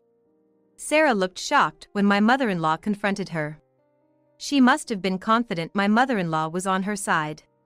She probably never thought she'd be accused of leading him astray, even if no one told her outright that it was a good thing she split from such a woman. You're terrible. You've always said you wished Bob and I were married. How can you say that now? Everyone glared at her, causing my mother-in-law to hang her head. But maybe she didn't want to be the villain. I never encouraged an illicit relationship. That's beyond decency. Bob, what were you thinking? Spotting Bob trying to sneak away, she addressed him firmly. Watching the chaotic scene before me, I felt exasperated. Poor Catherine's birthday celebration was forgotten. I decided to head home with Catherine and celebrate just the two of us. That night, Bob returned home. He wanted to talk and began explaining his side of the story, but I wasn't in the mood to listen. I told him that from now on, we'd be communicating through a lawyer, and had him take his belongings and leave. I consulted my company's attorney to ensure I didn't need to deal with him directly. Of course, I ensured monthly child support. Additionally, I received a substantial amount as compensation from my in-laws. It seemed my mother-in-law had gotten quite an earful from my father-in-law, and she was walking on eggshells. I told them an apology would suffice, that they didn't need to go to such lengths, but they insisted it was for Catherine's sake. Unable to decline their generosity, I accepted. As for my ex-husband Bob and Sarah, they've been ostracized from their families and are apparently living together somewhere far away. Given they were an affair couple, I thought they'd split up soon. But it seems they're eventually gonna tie the knot. Either way, they're no longer my concern. Living a happy life daily with my daughter, Catherine, is all that matters to me. Word of my divorce spread at work, but everyone treats me just the same. I don't feel any awkwardness, and life is pretty normal. In the midst of all this, a client at work asked me out, and I agreed to date him. He's also divorced with no kids and has mentioned wanting to get married soon, expressing a desire to give Catherine a younger brother or sister. Catherine too seems fond of the idea of us getting married. Before I knew it, she turned 7. While our family was dysfunctional in the past, I'm optimistic about us finding true happiness this time around. Why are you sitting? A wife should always stand. At 7 months pregnant, I felt a sudden pain in my belly and sat down only to have my husband, Derek, kick it. Hey, Derek. What the hell are you thinking? Shut up. Besides, the baby in her belly is just a girl anyway. Mike, with a changed tone, spoke up to Derek. But Derek retorted without giving any regard to me, acting all high and mighty. I just stared at the retreating Derek. Without noticing my gaze, Derek, smirking, went back to his seat. But my attention shifted to a figure standing in front of Derek. What? And that person took an action against Derek. My name is Catherine, a 30-year-old housewife. I moved to New York for college from a remote part of Nebraska and started working. 2 years ago, I got married, and now I'm expecting our first child. I met my husband Derek at work. He's the son of the CEO of our business partner. Derek, although the second son, is currently working as an executive. He graduated from a renowned international university, a typical elite. However, there are rumors that his elder brother, Mike, might become the CEO. Derek isn't the direct heir, but he seems to plan on working in the company for the long run. At first, I wondered why someone like him would be interested in someone like me. Even so, Derek's relentless invitations to go out didn't stop, and eventually, I gave in and we started dating. Derek was very kind, and his company is well established. I was increasingly attracted to Derek, and I decided to marry him. Upon marriage, I quit my job. It was because of the words of my mother-in-law, Michelle. A woman should naturally settle down once she's married. At least until the child is 3, the mother should take care of them.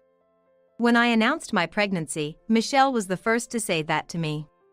Apparently, she didn't like the fact that Mike's wife, Emily, neither quit her job during pregnancy nor after childbirth. It's sad to think about daycare. Letting a child stay at daycare and working might give off a vibe that our company's unstable, don't you think? Every time we visited, Michelle would mumble complaints and gossip about Emily. Hearing that, even Derek didn't try to stop Michelle and would add, "Mike just gives Emily too much freedom." I wasn't familiar with the dynamics of a business family. There might be something between the eldest son's wife and the mother-in-law that I don't understand. That's why I couldn't say anything during their conversations. However, taking my silence as consent, both Derek and Michelle assumed I shared their opinion, and their gossip about Emily only got worse. After all, even if Emily doesn't work, it won't hurt the company. I wonder if she's saving money in case she wants to divorce Mike one day. You know, it's never a good thing when a woman has money. There were times when I thought they went too far, but I was too timid to retort. I had heard that Emily wanted to continue working because she believed the company needed her. But Michelle didn't seem to like that comment. Catherine quit right away, so I don't have to worry about that. Unlike Emily, I wasn't against quitting my job. So when I was advised to resign, I didn't resist much. However, I certainly felt uneasy around Michelle and Derek, despite never sharing my feelings with them. After getting married, I became a stay-at-home wife. Yet, Derek started making condescending comments about me. "You're not working, so at least do the housework properly," he would grumble every time he came home. Of course, I did what I could, like cleaning, laundry, and preparing meals. But being new to the role of a housewife, I didn't know what more I could do, and I grew uneasy whenever Derek was around. He started complaining to my mother-in-law that, despite being a stay-at-home wife, I couldn't manage the household chores properly. My mother-in-law took his side and started scolding me too. "Catherine, you really need to support Derek properly. Our daughter-in-laws just seem to be so unhelpful." Michelle started scolding me too, and every time I visited my in-laws, I felt more and more belittled. Still, she's better than Mike's wife. Those two never even come around here. Well, that's true. But being told that, I felt I couldn't distance myself from my in-laws. If I tried, who knows what they'd say about me, especially with Derek's smug remarks. Over time, I started thinking that at least I was better off than Emily. No matter how hard Derek was on me or how much Michelle scolded me, thinking I was better than Emily somehow helped me cope. After some time, I found out I was pregnant. Both my in-laws and Derek were thrilled. One day, I went shopping alone for dinner. But on the way, I felt sick and had to sit down on the side of the road. Are you okay? Someone approached me. Oh, Catherine? What's wrong? It turned out to be Emily. She had finished her part-time job early and was on her way to pick up her daughter from daycare. While others just walked by without saying a word, Emily stopped her car to check on me. Having heard so many stories about Emily from Derek, I was hesitant to trust her. I told her I was fine, but Emily insisted on giving me a ride home. I hadn't finished shopping, but I was in no condition to continue. I reluctantly got in her car, and she bought me a tea and dropped me off at home. It felt like the first time in ages someone had been kind to me. I couldn't help but tear up. Perhaps because of the morning sickness. Emily listened and comforted me throughout. Later, she remembered I had mentioned struggling to find foods I could tolerate and brought me some jellies and ice creams. I could eat these when I had morning sickness, but I'm not sure if you can.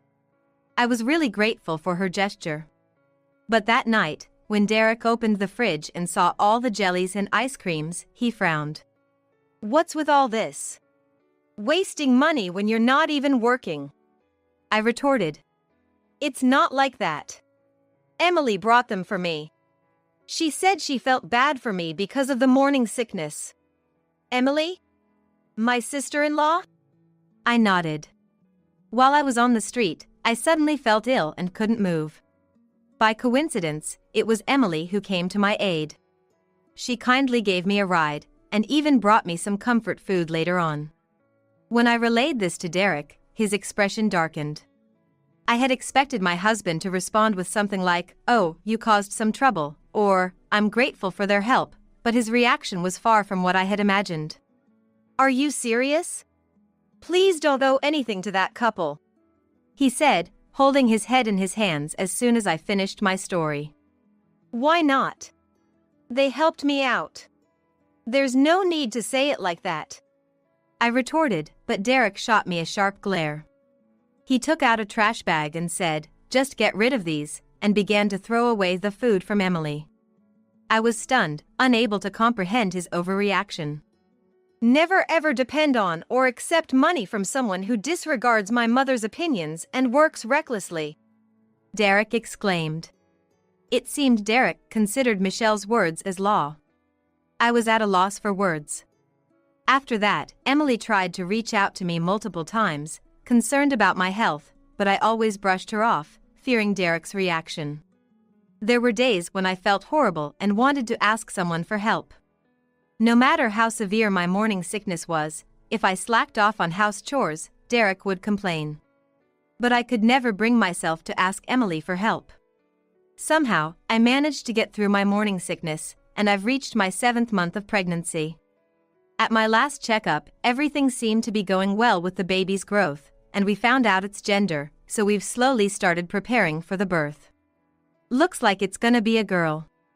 I immediately shared the news with Derek, but he didn't seem particularly interested. I guess men often find it harder to grasp the reality of becoming parents, and Derek is probably no exception. I didn't say anything more on the matter. And then, the new year arrived. Every New Year's Day, relatives gather at Michelle's house. Even Mike's family, who usually doesn't visit, would come as a complete family unit for the New Year's celebration. We're back. Happy New Year! Derek and I visited Michelle's place together on January 2nd. Happy New Year! Catherine, how are you feeling? It seems that Mike's family had arrived before us, and Emily immediately spoke to me. I'm doing fine, don't worry about it. Although the words were directed at me, Derek responded to Emily with a forced smile and went inside without properly greeting her. I've been waiting for you, Catherine. It's been lonely without someone to chat with. Michelle greeted me as she always did. Even though Emily was there. I greeted Michelle with a wry smile. But then, an incident happened that evening. To prepare for dinner, Michelle, Emily, and I were all in the kitchen. In the living room of Michelle's house, there were about 15 family members gathered, including uncles of Michelle's husband. Derek, who was already enjoying a drink, was the loudest amongst the relatives. Work is going well. Catherine always listens to me and Mom, so life's been good. It wasn't really a compliment to me. It was clear to everyone that he was making a dig at Mike and Emily. Catherine, can you pass the beer? Sure. Michelle seemed to prefer asking me over Emily for help.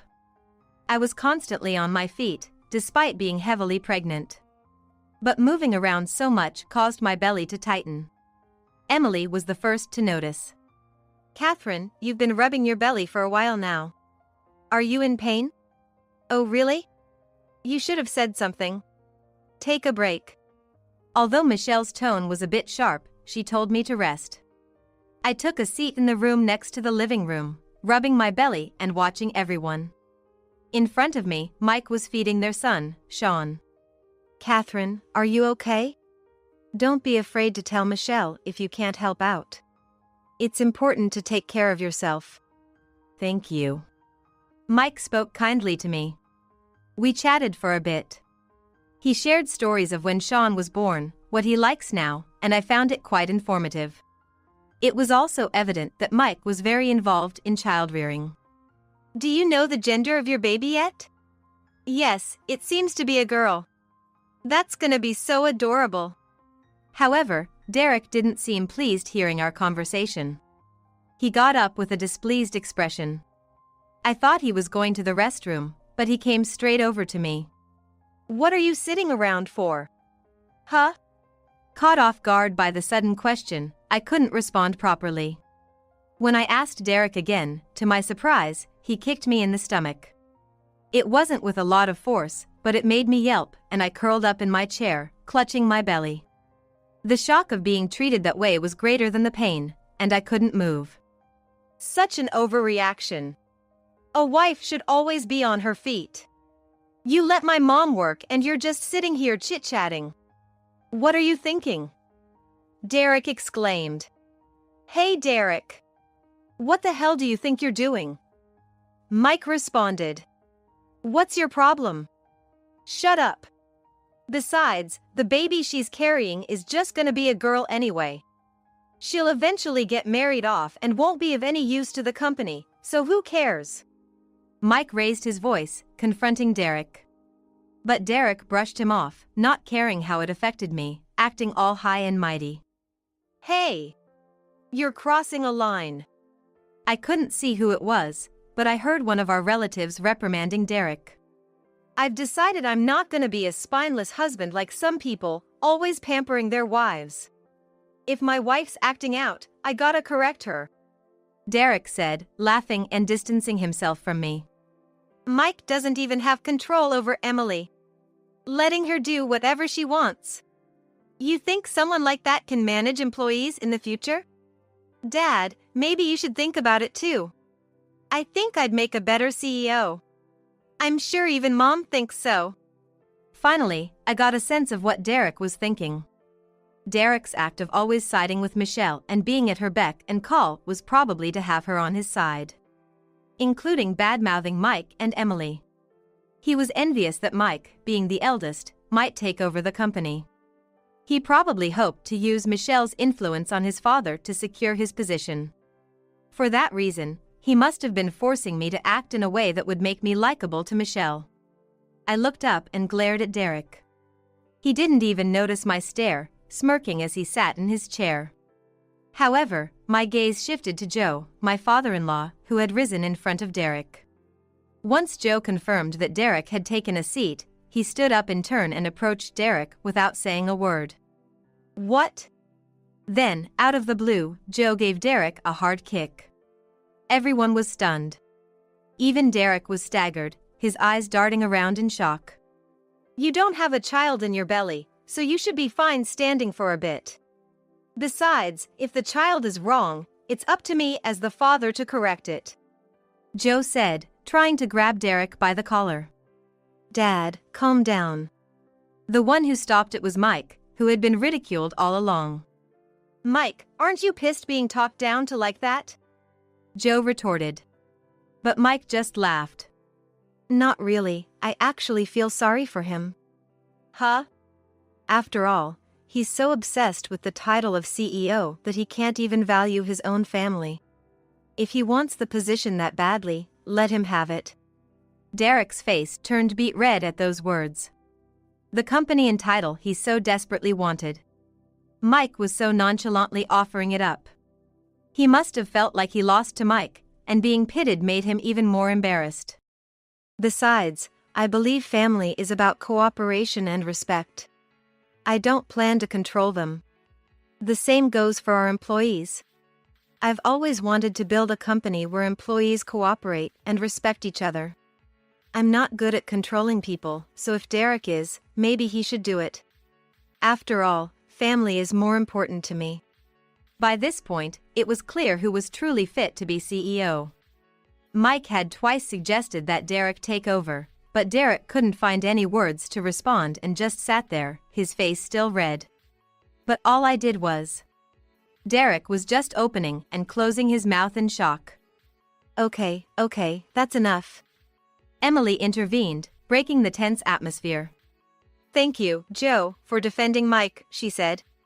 Joe looked slightly embarrassed, while Derek just looked down, frustrated.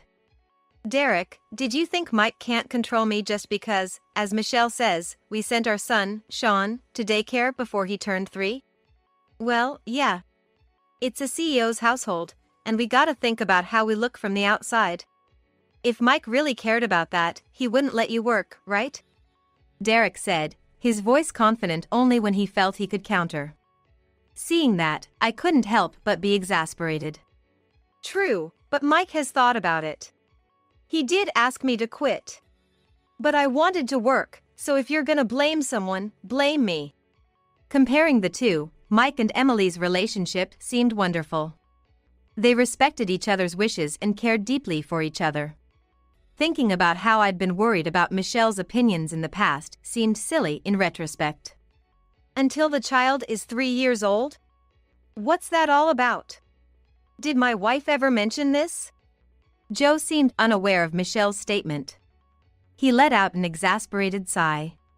Emily and Catherine, I'm so sorry for any trouble caused by my wife's remarks. Oh, don't apologize. And hearing what Derek said earlier, I can't help but think that my son's foolishness has made you feel uncomfortable, Catherine. I truly apologize. Seeing Joe sincerely apologize to us without any concern for what others might think was touching. If anything, we felt guilty for having him apologize, given how he defended us. In the meantime, Michelle, who had been in the room, seemed flustered by Joe's demeanor. She muttered, looking embarrassed and trying to justify her actions. While I believe she didn't mean any harm with her comment about waiting until the child was 3 years old, he did hurt Emily with her complaints and pushed me to my limits. Don't make excuses. Don't you feel ashamed for meddling in child-rearing? Joe reprimanded Michelle. At his words, realization seemed to dawn on Michelle about the folly and irresponsibility of her remarks. Emily, I really owe a lot to your family's business. I'm more than happy for you to continue working with us. I understand the company wouldn't run without you. I hope we can continue our professional and personal relationship. But honestly, I had no clue what he was talking about. Huh? Derek, Michelle, and indeed the entire family were perplexed by Joe's words. Come on, Dad, I told you not to mention anything about Emily's family business. Mike chuckled, and following suit, Emily also laughed awkwardly. What's going on? I asked Emily. Everyone must have been thinking the same thing.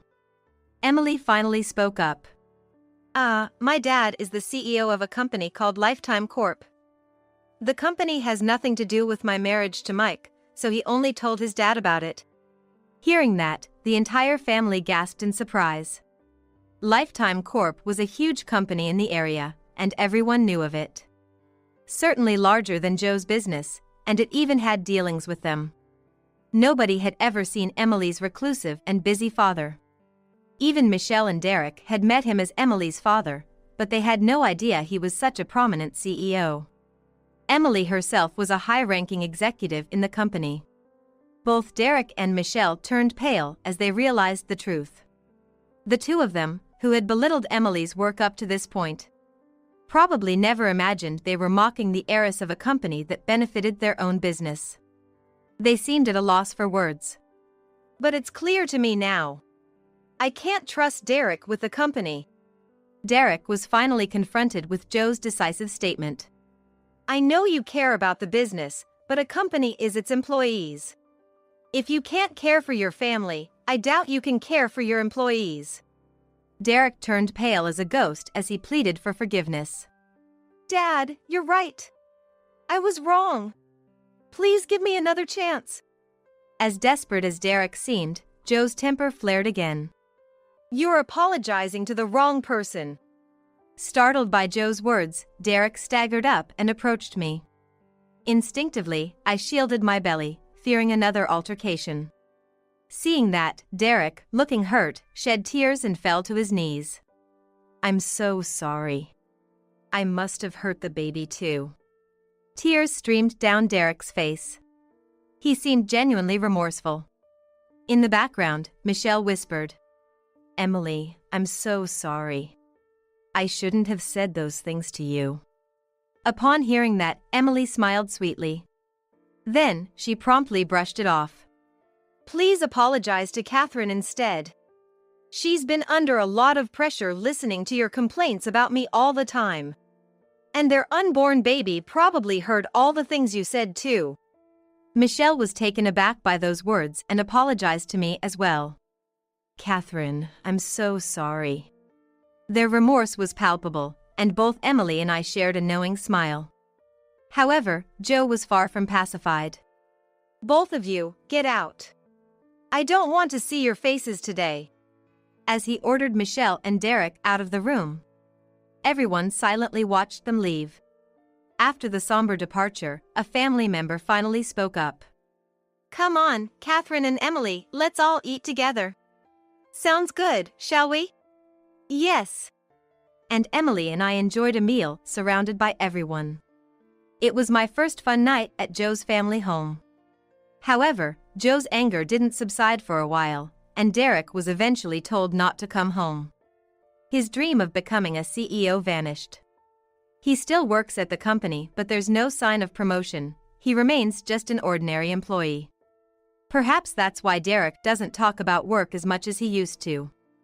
After he had hit me in the stomach, something I couldn't forgive, when I brought up divorce, he apologized and promised he'd never drink again in his life. I suggested we live apart for a while. Without a home to return to, Derek seemed to have been staying at the office. He would grab something from a fast food place and would shower at a motel. That lifestyle seemed tough on him. Derek lost about 10 pounds in a month. But, worn out as he was, he kept working daily and would call me every day. Do you need anything? How are you feeling? Little by little, I started to open up to Derek again. Feeling sorry for him, I told Derek he could come back home. When he returned, he apologized to me once more. After that, he seemed like a changed man. Instead of nagging about household chores, he'd eagerly do them. Catherine, you rest. Nowadays, he'd even clean the difficult-to-maintain bathroom on behalf of me, who's heavily pregnant. Seeing this, even Joe gave permission to visit the family home whenever he's free. Michelle has mellowed down considerably, and naturally, she doesn't badmouth Emily anymore. I think I want to work hard for my family more than for the company now. Derek has started saying things like that. The fact that he had hit me in the stomach is something I can never fully forgive in my lifetime. However, people can change. With the Derek I know now, I believe we can happily welcome our baby. That's too bad. These were the words my mother-in-law threw at me when I returned home from work. Who would ever imagine that when I tried to unlock the front door of my childhood home, I wouldn't be able to? Huh? It won't open. At first, I thought maybe I had the key facing the wrong way. I tried reinserting it, but still, no luck. Upon closer inspection of the keyhole, I realized the locks had been changed. I was dumbfounded, locked out of my own house. When I felt someone watching, I looked up to see my mother-in-law, smirking and saying, "Tough luck." That's when I lost it. My anger surged like an erupting volcano, threatening to overpower me. But I knew reacting impulsively wouldn't help. I took a deep breath to calm down. I won't let her get away with this. I glared at her as a form of resistance, silently fuming at her. My name is Linda, and I'm 40 years old. I'm a regular housewife, working a part-time cashier job at the local supermarket. My husband, James, is 35, 5 years my junior. We got married about 2 years ago after being introduced by a mutual friend, and we don't have kids yet. James often travels for work, sometimes being away for several months. While we're open to the idea of raising a child if it happens, we aren't actively seeking treatments or interventions to become pregnant. Then my mother passed away. I have faint memories of my father as he left when I was very young. My mother single-handedly raised me, so her loss felt like a gaping hole in my heart. Being an only child, I inherited our family home. James had no objections, so we started our new life there. But our blissful married life was disrupted when my mother-in-law found out. I never expected her to be so vindictive. It seemed our peaceful daily life was about to become a roller coaster. At one point, she expressed her desire to live with us. James naturally turned her down, but she was persistent. She reportedly called him dozens of times in a single day, trying to convince him. It was taking a toll on James. Over dinner, he'd say things like, "Again today?" with a strained smile. I felt guilty, thinking I was the cause of this added stress on him. But there was a reason James kept refusing her requests. The simple truth was that she and I didn't get along. Actually, when we went to introduce ourselves for marriage, my mother-in-law did something I didn't like. Back in my mid-20s, I had a health issue related to female reproductive health, and had to undergo surgery to remove one of my fallopian tubes. This happened before I met James, so I told him about it when we started dating. Still, what James told me then still resonates with me today. "I'm not with you just because I want kids. While I can still conceive, having only one fallopian tube means my chances are about half that of the average woman. Plus, being over 35, I felt the biological clock ticking." My mother-in-law hinted at wanting grandchildren right from the first time we met for introductions. I get it, being over 35, I know it might be better to have kids sooner rather than later. But James and I discussed it and decided that children are a blessing, and we'll let it happen naturally. She probably didn't like our decision. "You gotta act fast or you won't be able to conceive. Women have a time limit, you know," she'd say, always sticking her nose in. Without even asking us, she brought over a seasoned midwife she knew to give us a lecture on pregnancy and childbirth. She even once invited a woman who had a child at an older age to tell us how difficult it was after giving birth. In retrospect, I feel sorry for those people she dragged into it. But at the time, it was nothing but pressure to me, and it made me sick multiple times. High fevers, migraines, and recurring stomach aches. Seeing me suffer, James spoke to his mother and her nagging stopped, at least temporarily. By the way, James' father had passed away from cancer a few months before our marriage talks. So, she was probably reaching out too much to James and me to distract herself from her loneliness. Considering all this, James knew that living together would be super stressful for me. He consistently declined her offers to live with us. Yet, one day, she showed up at our place without any notice. When James asked how she knew our address, she confessed to having followed me from my workplace. Realizing she had been trailing me without my knowledge and now knew our address sent shivers down my spine. For once, James got really mad at her, but she acted as if nothing happened. And behind her was a fairly large suitcase, which gave me a bad feeling. So, I asked, "Mother-in-law, is that suitcase by any chance?" As expected, she said she had packed her stuff in it. I swallowed hard. Could it be that we're gonna start living together from this very moment? Given how proactive my mother-in-law has always been, an experience I've been subjected to more times than I'd care to remember. I couldn't help but get that feeling. I could tell by the increasingly stern look on James' face that he was thinking the same thing. But, paying no mind to our apprehension, my mother-in-law began rummaging through her suitcase and showed James some documents. The moment he saw them, the color drained from his face. Mom! What do you mean you've terminated your apartment lease? I was too shocked to say a word. Who would have guessed she'd give up her own apartment? Now, it seemed we had no choice but to let her stay. We exchanged worried glances. While we were drowning in despair, she calmly said, "If things go on like this, I'll end up homeless. With my husband gone and James being my only child, what'll I do if I'm left out in the cold?"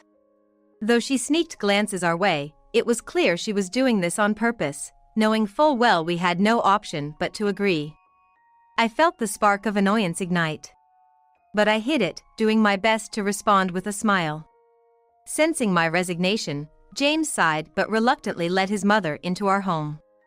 We didn't want to cause a scene outside, not knowing what the neighbors might think. Being in a place much like Nebraska, community ties are strong, and using that to her advantage, she loudly lamented about becoming homeless.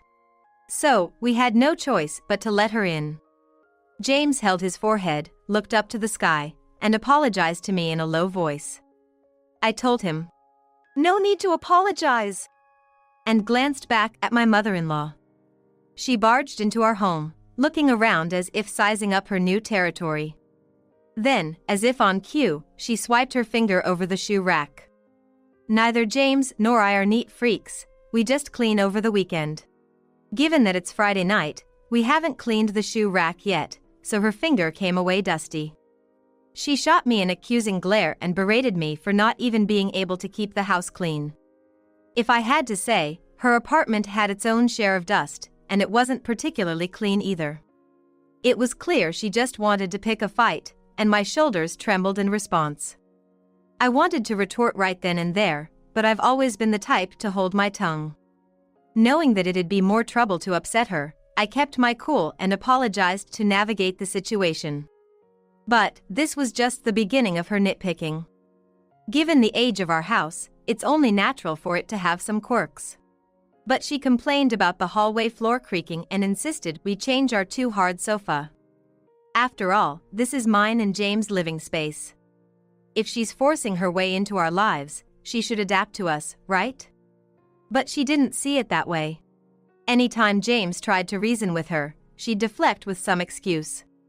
From demanding expensive tea to insisting that sweets should always be on hand, she's been unbearable since moving in. Just a few days with her had me feeling down in the dumps. Then, to make matters worse, a week after she moved in, James suddenly had to relocate for a little over a year for a client that only he could handle. He looked down, clearly feeling guilty. I tried to cheer him up, promising to hold down the fort while he's away, and saw him off with a smile. That's when my mother-in-law really showed her true colors. She never complained when James was around, but that night she criticized the meal I made. "I've thought this before, but your food is bland. Did you even use salt? And there aren't enough side dishes. This lacks in both nutrition and presentation." At first, she'd comment like that but still eat. As days went by, she escalated to dumping the meals I cooked right in front of me into the trash. I tried to adjust the taste to her liking, but she seemed bent on just tormenting me. In the end, I reverted to cooking the way I liked. Of course, she still complained. But if she's gonna throw it away anyway, I might as well cook it how I like it. My mother-in-law, angered by how I handled things, started gossiping with the neighbors when I wasn't around, spreading nasty rumors about me. Of course, everything she said was a bunch of lies. But, since the neighbors have known her since they were young, they just brushed off her stories and often consoled me when we met, saying must be tough, huh? That was the only silver lining. Those days went on and my spirit gradually wore down. I began mindlessly shuttling between work and home. A year passed since I started living with my mother-in-law. Lately, she started ignoring me. The atmosphere at home became so oppressive that I decided to work full-time, just to avoid seeing her as much as possible. Then, one day after work, as I tried to unlock the front door, the key wouldn't fit. Wait, why won't it open? I first thought I had it in the wrong way and tried again, but it still wouldn't work. On closer inspection, I realized the locks had been changed. I was shocked. Never in my wildest dreams did I think I'd be locked out of my own house. Suddenly, I felt someone watching. Glancing into the living room next to the entrance, there she was. My mother-in-law, with a sinister grin plastered on her face, looking right at me. "You're out of luck, aren't ya?" That was the last straw. I felt a volcanic eruption of anger surging from the depths of my heart, trying to take over. But I knew that acting impulsively wouldn't help, so I took a deep breath to calm myself down. I won't let her have her way. Fuming inside, I shot her a dirty look. She probably expected me to break down, beg, and make a scene. Not gonna happen. Quickly shifting gears, I turned on my heels. I headed to a nearby motel. After informing them I'd be staying for a few days, I decided to use this place as my base. I didn't have many personal belongings, and the essentials I'd need could be easily bought. With that, I decided I didn't need to return home anytime soon and ignored all the calls and messages from my mother-in-law. Soon enough, I got a call from my husband, James. I figured my mother-in-law probably spouted off some baseless rumors, so I thought I first had to clear up James' misunderstanding. However, it turned out that wasn't necessary. "I heard from Mom you ran off. She's the one causing trouble, right?" "I'm sorry, Linda. I wasn't around to help, and you've been through a lot. Can you tell me what happened while I was away?" "You're too kind. You probably kept quiet, not wanting to burden me." Relieved, I explained everything to him. I intended to keep it brief, but before I knew it, an hour had passed. James listened quietly, occasionally nodding. When I finished, he simply said, "I get it," and asked me to leave the rest to him. Within half an hour, my mother-in-law called. "You made James mad at me. You probably talked behind my back, huh?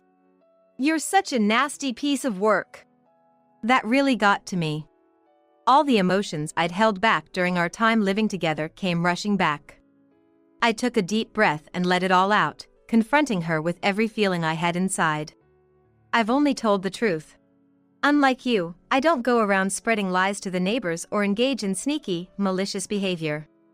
At my words, my mother-in-law was taken aback and fell silent. It seemed I hit a nerve, and after that, she threw nonsensical and emotional words at me. However, I let them all go in one ear and out the other, thinking in my heart, "Just keep talking." A week passed in a flash. I returned home after a long absence. The locks had been changed, so I couldn't enter directly. Reluctantly, I rang the doorbell. Suddenly, the front door was flung open, and my mother-in-law, looking like she'd seen a ghost, appeared.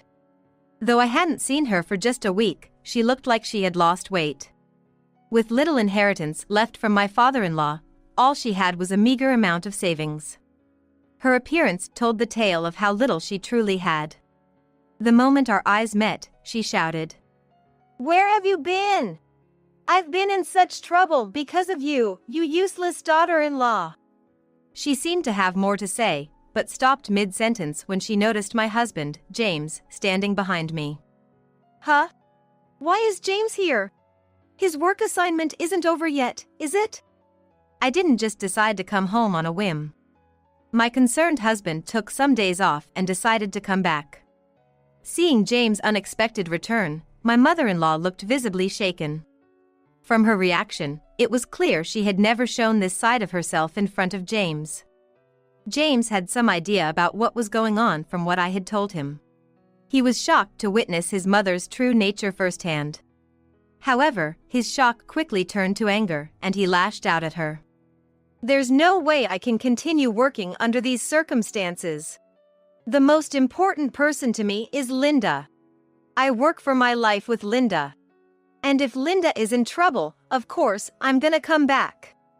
Especially if it's because of my own mother." My mother-in-law weakly denied it, but James cut her off, telling her not to make excuses. I jumped in after James. "I've kept a diary of everything you did to me." James had already read it, and the diary contained more horrendous acts by my mother-in-law than he had imagined. He was appalled. My mother-in-law looked away guiltily, muttering some excuse. Now was the time to speak my mind. I took a deep breath and told her. "This house is inherited by me. It's not a place where you can do as you please. I want to live here with my husband, but you don't belong here." "You didn't have to say it like that." She tried to protest, but I retorted. "Isn't it clear that being vague doesn't work with you? After all, you always speak your mind with me. It's only fair that I do the same." She was defeated and said nothing, shrinking back. "Well, it's about time we settle this." I took another deep breath and told her the truth. "We've already started the process to sell this house. James and I decided to sell it right away. We're going to pack our things and have some friends to move them to our new place, so you should start packing too." Upon saying that, my mother-in-law's eyes widened in shock. Actually, after being locked out of the house and confessing everything to my husband, I decided to take drastic measures and sell the house. My mother-in-law blamed me, asking why I went ahead with such a decision without consulting her. Why would I need her permission to sell the house? Since I inherited this house, even if he's my husband, he can't interfere. Inheritances are separate property, so even if we were to get divorced, it wouldn't be divided. It's something that's not included in the property division. To begin with, my mother-in-law has no right to say anything about this house. That's why I thought there was no need to consult her. I might have told her if we had a good relationship, but she forced us to live together and made life hard for me. Why should I be considerate to her? It's the house I live in with my husband, so I did check with him, and he backed me up saying I could do whatever I liked. That's when I went to a real estate agent with a certain flyer and asked if they could sell it. Apparently, the properties around here are popular lately, and even if they're small, many people want to buy them. The real estate agent I visited also had a flyer saying they'd buy used properties, and after checking if ours could be sold, they were keen to buy it right away. There seems to be a couple around here who want to open a cafe, and my house is just the right size, easily accessible, and has parking, which is a plus. Normally, I'd ignore such flyers or talk, but given the situation, I wasn't in a position to be picky. As soon as I met with the couple interested in buying, they said they'd pay a good price but wanted the house handed over within 2 or 3 weeks. I agreed immediately and told my husband about it. My husband found us a month-to-month apartment and said we could live there for a while. When we told my mother-in-law all of this, she was shocked, not expecting things to have progressed so far. Ignoring my mother-in-law, who had turned pale, we went inside the house and started packing. Being a minimalist and with a husband who often travels for work, we didn't have much to pack. In about 3 hours, all our belongings were packed in boxes and suitcases. Our friends helped us to handle the heavy furniture and appliances. Before we knew it, dusk was upon us. The western sky turned a deep red, accentuating the sorrow of my mother-in-law who stood there, lost in thought. Then, we hopped in our car and headed to our temporary apartment. That evening, as expected, the phone rang with a call from my mother-in-law. I answered while my husband, James, was in the shower. I had an inkling about what she'd say, but I listened to her anyway. She had always been quite assertive with me, but given her current situation, she probably didn't have the spirit to act that way. She pleaded in a soft voice, like the whine of a mosquito. "I apologize for everything I've done. It was all my fault. I never realized you, Linda, felt this way. I never intended. I'm sorry. Can we live together again?" Her voice, trying to be sweet, made me feel uneasy. Did she really think she could win me over with just those words? I'm not that simple.